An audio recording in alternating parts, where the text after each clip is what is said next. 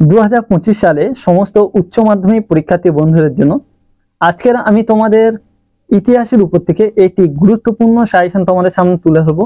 যে প্রশ্নগুলো তোমরা ফাইনালে কমন পাবে, অত্যন্ত গুরুত্বপূর্ণ যে প্রশ্নগুলো, সেই প্রশ্নগুলো আজকে তোমাদের সামনে শেয়ার করব। তাই ভিডিওটা স্কিপ না করে ভালো করে দেখবে। ফাইনালে যে প্রশ্নগুলো একদম শিওর 100% কমন আসবে, এরকম প্রশ্নগুলো বাছাই করে আজকের আমি তোমাদের সামনে তুলে ধরছি। যদি তোমরা প্রথম থেকে এই প্রশ্নগুলো ভালো করে তৈরি করতে পারো, তাহলে কিন্তু তোমরা এখান থেকে সমস্ত প্রশ্ন কিন্তু নিখুঁত ভাবে কিন্তু ভালো মতো লিখে আসতে পারবে এবং তোমরা সবগুলো লিখে এসে ভালো স্কোরও করে নিতে পারবে, নাম্বার স্কোরিংটা। সেই জন্য তোমাদেরকে বলবো, প্রশ্ন সাজেশনগুলো নিয়ে রেখে দিও না, প্রথম থেকে স্টার্ট করো, পড়া শুরু করো। আমরা যেমন স্টুডেন্টদেরকে পড়াচ্ছি, প্রথম থেকে একদম চাপ দিয়ে পড়াচ্ছি, যাতে পরীক্ষার অনেক আগে ওদেরকে শেষ করিয়ে পরীক্ষা নিয়ে ওদের ভালো রেজাল্ট করানো যায়।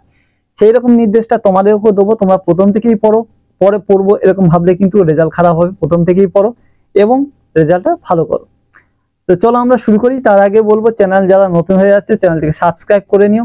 এবং আরো একটি বিশেষ ঘোষণা, যদি কেউ তোমরা ইতিহাস, তোমরা এডুকেশন, শিক্ষা বিজ্ঞান, রাষ্ট্রবিজ্ঞান, বাংলা এই সাবজেক্টগুলো যদি কেউ পড়তে চাও, তাহলে তোমরা থাম্বনেলের উপরে একটি ফোন নম্বর দেওয়া আছে, কন্ট্যাক্ট করতে পারো।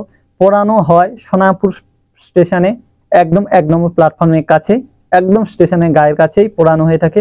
যদি কেউ পড়তে চাও অবশ্যই কন্ট্যাক্ট করতে পারো। তবে তোমরা কল করলে হয়তো নাও পেতে পারো, হোয়াটসঅ্যাপে তোমরা কন্ট্যাক্টটা করবে, মেসেজ করবে, তাহলে পরবর্তীকাল তোমাদের সঙ্গে আমি কন্ট্যাক্ট করে নিতে পারবো। তো চলো শুরু করা যায় আলোচনা, মূল পর্ব।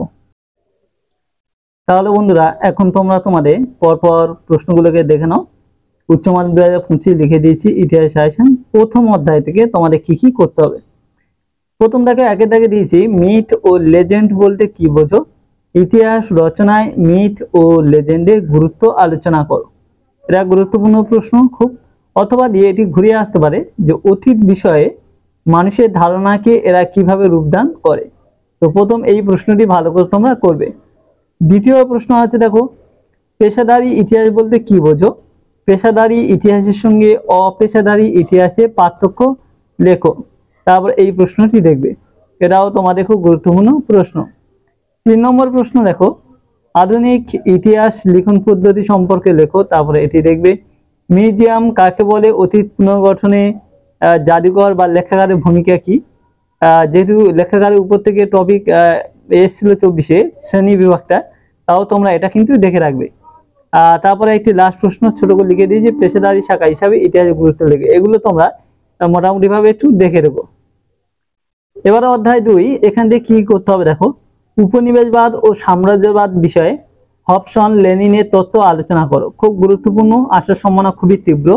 যারা দেখছো ভালো করে প্রশ্নটি খতম করবে। দ্বিতীয় প্রশ্ন, সাম্রাজ্যবাদ বলতে কি বোঝো। সাম্রাজ্যবাদ উদ্ভবের কারণগুলি আলোচনা করো। তারপর এই প্রশ্নটি দেখবে, এটাও তোমাদের কিন্তু খুবই গুরুত্বপূর্ণ প্রশ্ন। তারপরে প্রশ্ন দেখো, উপনিবেশবাদ বলতে কি বোঝো। উপনিবেশবাদের সঙ্গে সাম্রাজ্যবাদের সম্পর্ক নির্ধারণ করো। তারপরে এটি দেখবে। 4 দাগে আছে, নয়া উপনিবেশবাদের বৈশিষ্ট্যগুলি লেখো। তারপরে এটি দেখবে। 5-এ উপনিবেশবাদের সংজ্ঞা সহ অবসানের কারণ লেখো। তারপর এই প্রশ্নটি তোমরা দেখবে। এই হচ্ছে তোমরা অধ্যায় 2 অর্থাৎ 2 নম্বর অধ্যায় থেকে এই প্রশ্নগুলোকে তোমাদেরকে করতে হবে ভালো করে। 3 নম্বর অধ্যায় থেকে দেখো কি কি তোমাদের করতে হবে। ব্রিটিশ ইস্ট ইন্ডিয়া কোম্পানি আমলে ভারতের ভূমি রাজস্ব ব্যবস্থা সংক্ষিপ্ত পরিচয় দাও। খুব গুরুত্বপূর্ণ প্রশ্ন, ভালো করে দেখবে সবাই।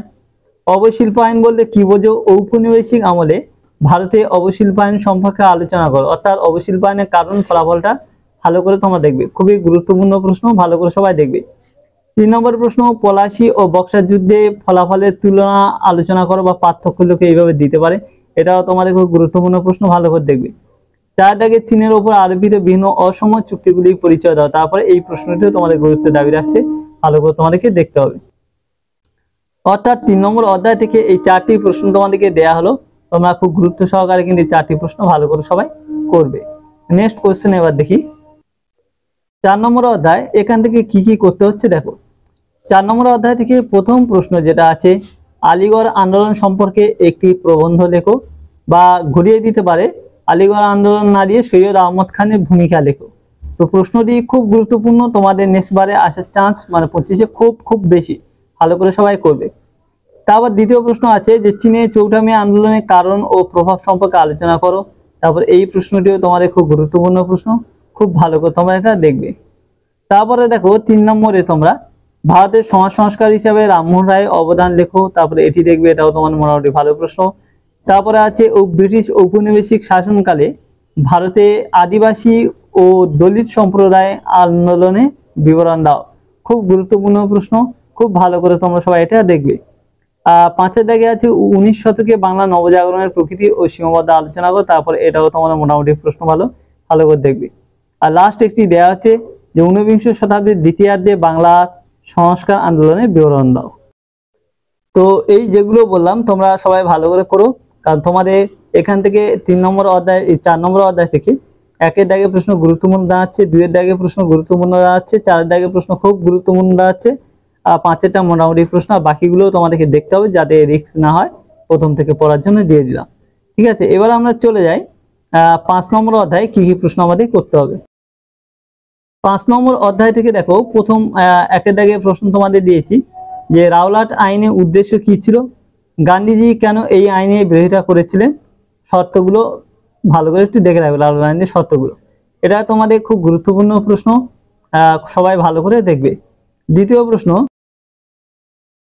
প্রশ্ন তোমরা দেখো এখানে জালিয়ানওয়ালাবাগে হত্যাকাণ্ডের পটভূমি আলোচনা করো, এই ঘটনার গুরুত্ব আলোচনা করো। এটাও তোমাদের খুব গুরুত্বপূর্ণ, ভালো করে পড়বে। এই অধ্যায়টা কিন্তু খুব বড় অধ্যায়, তাই প্রশ্ন একটু তোমাদের মনে হবে বেশি দেওয়া হয়েছে। 3 নম্বর প্রশ্ন দেখো 50 মন্বন্তরের কারণ ও ফলাফল লেখো। তারপর এই প্রশ্নটি দেখবে, এটাও তোমাদের খুব গুরুত্বপূর্ণ প্রশ্ন, ভালো করে সবাই দেখবে। 50 মন্বন্তরের কারণ। তারপর মন্টেগু চেমস্ফোর্ড সংস্কার আইনে সমালোচনামূলক বিশ্লেষণ করো এবং শর্তগুলো, মানে মন্টেগু চেমস্ফোর্ড সংস্কার আইনে শর্ত এবং আইনে সমালোচনামূলক বিশ্লেষণ যেটা, এটাও তোমরা দেখবে। এটাও কিন্তু ভালো প্রশ্ন বলে আমি তোমাদেরকে দিয়েছি। লখনৌ চুক্তির শর্ত গুরুত্ব লেখো, তার সঙ্গে পারলে তোমরা মল্লেমিন্টো উপর থেকে দেখে রাখবে। আর 6 দাগের প্রশ্নটা দেখো, এটা খুব গুরুত্বপূর্ণ আছে যে মন্টেগু চেমস্ফোর্ড সংস্কারের বৈশিষ্ট্যগুলি লেখো, এই আইনের ত্রুটিগুলি আলোচনা করো। এই হচ্ছে তোমাদের 5 নম্বর অধ্যায় থেকে তোমাদের যে গুরুত্বপূর্ণ প্রশ্নগুলো হয় সেগুলো পরপর বলে দিলাম। তো এখানে তোমরা 5 নম্বর অধ্যায় থেকে খেয়াল করলে বোঝা যাচ্ছে 1 দাগে প্রশ্ন গুরুত্বপূর্ণ আছে, 2 দাগে খুব গুরুত্বপূর্ণ আছে, 3, 4 এটাও মোটামুটি প্রশ্ন করতে হবে তোমাদেরকে, কিন্তু 6 দাগে প্রশ্নটা হচ্ছে বেশি গুরুত্বপূর্ণ সেই তুলনা আছে। তো এই হচ্ছে তোমাদের 5ম অধ্যায়ের প্রশ্ন। এবার দেখো 6 অধ্যায় 6 থেকে কি কি প্রশ্ন তোমাদেরকে করতে হচ্ছে দেখো। প্রথম আছে 1942 আগস্ট আন্দোলন বা ভারত ছাড় আন্দোলন সম্পর্কে যা জানো লেখো বা প্রবন্ধ লেখো। এটা খুব গুরুত্বপূর্ণ প্রশ্ন, খুব ভালো করে তোমরা সবাই করবে। দ্বিতীয় প্রশ্ন আছে মাউন্ট ব্যাটেন পরিকল্পনা কি, এই পরিকল্পনা ফলাফল লেখো। তারপর এই প্রশ্নটি দেখবে, এটাও তোমাদের কিন্তু মোটামুটি প্রশ্ন ভালো, সেই জন্য আমি রেখেছি, দেখতে হবে অবশ্যই প্রথম থেকে। আর 3 নম্বরে আছে ভারতের স্বাধীনতা সংগ্রামে সুভাষচন্দ্র বসুর অবদান কি ছিল। ঠিক আছে, বা এই প্রশ্নটি একটু ঘুরিয়েও তোমাদেরকে আসতে পারে যে ভারতের স্বাধীনতা আন্দোলন নেতাজি সুভাষচন্দ্র বসু ও তার নেতৃত্বাধীন আজাদ হিন্দ ফৌজের অবদান উল্লেখ করো। এইভাবে একটি প্রশ্ন দুরকম ভাবে আসতে পারে, ভালো করে তোমরা দেখবে, কিন্তু খুবই গুরুত্বপূর্ণ প্রশ্ন, মানে তোমার 1 আর 3 সবচেয়ে গুরুত্বপূর্ণ প্রশ্নের দাবি রাখছে। তারপরে এখানে তোমাদের আছে যে ইন্দোনেশিয়া জাতীয়তাবাদী আন্দোলনে ডক্টর সুকর্ণের ভূমিকা লেখো। এটাও তোমাদের ভালো প্রশ্ন, এই জন্য আমি দিয়েছি, এটাও তোমাদেরকে কিন্তু সঙ্গে দেখে রাখতে হবে। তাহলে এই হলো আমাদের 6 নম্বর অধ্যায়ের মূল বিষয়, অর্থাৎ 1 দাগ, 3 দাগ আর 4 দাগ, এই 3টি প্রশ্ন ভালো করে সবাইকে করা দরকার, খুব গুরুত্বপূর্ণ দাবি রাখছে। এবারে দেখো 7 নম্বর অধ্যায় থেকে কি কি প্রশ্ন তোমাদেরকে করতে হচ্ছে। প্রথম আছে তোমাদের ট্রুম্যান নীতি কি, মার্শাল পরিকল্পনার উদ্দেশ্যগুলি কি ছিল। এটা খুব চূড়ান্ত গুরুত্বপূর্ণ প্রশ্ন, সবাই ভালো করে এটি দেখবে, প্রশ্নটি আসার সম্ভাবনা খুব তীব্র। তারপরে প্রশ্ন আছে জোট নিরপেক্ষ নীতি কি ছিল, জোট নিরপেক্ষ আন্দোলনের উদ্দেশ্য আলোচনা করো, আর গুরুত্বটাও দেখে রাখবে। এটা তারপরে খুব গুরুত্বপূর্ণ প্রশ্ন, 1, 2টা হচ্ছে মোস্ট গুরুত্বপূর্ণ প্রশ্ন হিসাবে দাঁড়াচ্ছে, ভালো করে সবাই দেখবে। 3 নম্বর প্রশ্ন হো চি মিনের নেতৃত্বে ভিয়েতনামে মুক্তিযুদ্ধের সংক্ষিপ্ত বিবরণ দাও। এটা খুব গুরুত্বপূর্ণ প্রশ্ন, এটাও তোমাদের ভালো করে দেখতে হবে। অর্থাৎ 3টি প্রশ্ন পরপর দেওয়া আছে, অত্যন্ত গুরুত্বপূর্ণ প্রশ্ন। তারপরে এই 3টি হয়ে গেলে তোমরা সুয়েজ সংকট সৃষ্টির কারণগুলি লেখো, সুয়েজ সংকটের গুরুত্ব বা ফলাফলগুলি দেখো 2023 এসেছিল, অবশ্যই তোমাদেরকে দেখতে হবে যেহেতু তোমরা 25-এ পরীক্ষা দেবে। ঠান্ডা লড়াই বলতে কি বোঝো? ঠান্ডা যুদ্ধের তাত্ত্বিক ভিত্তি ও তাৎপর্য আলোচনা করো, তারপর এই প্রশ্নটিও গুরুত্বের দাবি রাখে, সেই জন্য এটাও তোমাদেরকে দেখতে হবে। 6 থেকে কিভাবে তেল কূটনীতি উপসাগরীয় সংকটের বহিঃপ্রকাশ ঘটিয়েছিল সে সম্পর্কে বিশদে আলোচনা করো, তারপর এই প্রশ্নটি তোমাদেরকে দেখতে হবে। অধ্যায় 8 এবারে চলে 8 নম্বর অধ্যায় থেকে দেখো তোমাদের কি কি প্রশ্ন করতে হচ্ছে ভালো করে খেয়াল করে নাও। এখানে দেখো স্বাধীন ভারতের প্রথম 3টি পঞ্চবার্ষিকী পরিকল্পনার লক্ষ্য গুরুত্ব আলোচনা, প্রথম দ্বিতীয় তৃতীয়। এই প্রশ্নটি খুব গুরুত্বপূর্ণ প্রশ্ন দাবিয়ে আছে তোমাদের জন্য, আসবে দেয়নি, তোমাদের বেলা দেওয়ার সম্ভাবনা খুব বেশি। স্বাধীন ভারতের প্রথম 3টি পঞ্চবার্ষিকী পরিকল্পনার লক্ষ্য গুরুত্ব আলোচনা করো, ভালো করে সবাই এটি দেখবে। দ্বিতীয় প্রশ্ন, স্বাধীন বাংলাদেশের উত্থান ও শেখ মুজিবুর রহমানের ভূমিকা আলোচনা করো, তারপরে এই প্রশ্ন খুব গুরুত্বপূর্ণ দাবি রাখছে তোমাদের জন্য, সবাই ভালো করে এই প্রশ্নটি করবে। তারপর 3 নম্বরে আছে উপনিবেশীকরণ বলতে কি বোঝো, এর কারণ ও প্রভাব লেখো, তারপরে এই প্রশ্নটি তোমরা ভালো করে দেখবে। অথবা এই প্রশ্নটি উপনিবেশীকরণ বলতে কি বোঝো, এর সামাজিক, রাজনৈতিক ও অর্থনৈতিক তাৎপর্য ব্যাখ্যা করো, তারপরে এইভাবে প্রশ্ন ঘুরে আসতে পারে। এই 3টি মাত্র প্রশ্ন তোমাদের 8ম অধ্যায় থেকে দেওয়া আছে। 3টের মধ্যে প্রথম 2টো প্রশ্ন খুব গুরুত্বপূর্ণ, কিন্তু তাও তোমাদের 3টেই করা দরকার, প্রথম থেকে বলে দিলাম। এই 3টে প্রশ্ন করলে কিন্তু তোমরা কমন পেয়ে কিন্তু যাবে। তো এই হচ্ছে বলার বিষয়। তো তোমাদের ভালো লাগলে লাইক করো, কমেন্ট করো, শেয়ার করো, আর বন্ধুকে জানার সুযোগ করে দিও। কিন্তু যে প্রশ্নগুলো বলে দিলাম এইগুলোই হচ্ছে ফাইনাল, তোমরা কিন্তু এইগুলো ভালো করে প্রথম থেকে করলে তোমরা চোখ বুঝে কিন্তু এখান থেকে সমস্ত প্রশ্ন কিন্তু তোমরা কমন পেয়ে যাবে। তো আজকে ভিডিও বন্ধুরা এখানে শেষ করছি, পরবর্তী ভিডিওতে আবার দেখা হবে। সবাই ভালো থেকে সুস্থ থেকো।